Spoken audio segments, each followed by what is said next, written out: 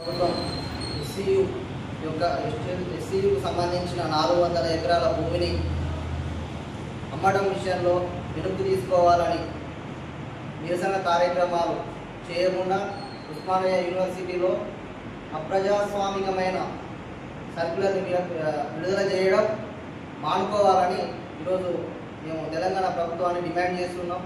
అదేవిధంగా ఇది మానుకోకపోతే, దీన్ని విరమించుకోకపోతే తెలంగాణ రాష్ట్రంలో అనేక నిరసనలు, భారీ ధర్నాలు చేపడతామని మనం మరోసారి తెలంగాణ రాష్ట్ర ప్రభుత్వాన్ని హెచ్చరించడం జరుగుతుంది.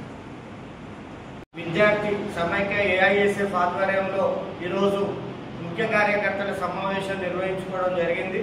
ఈ సమావేశం ఉద్దేశం ఏంటంటే, ఈరోజు హైదరాబాద్లో సెంట్రల్ యూనివర్సిటీలో విద్యార్థులపై దాడులు, అదేవిధంగా 400 ఎకరాలు భూమి అమ్మకానికి రాష్ట్ర ప్రభుత్వం పెట్టడాన్ని సరికాదని చెప్పేసి ఈరోజు రాష్ట్ర వ్యాప్తంగా కూడా అన్ని జిల్లా కేంద్రాలలో కూడా ఈరోజు కార్యక్రమాలు నిర్వహించడం, రాష్ట్ర కమిటీ పిలుపులో భాగంగా నిర్వహించడం జరుగుతూ ఉంది.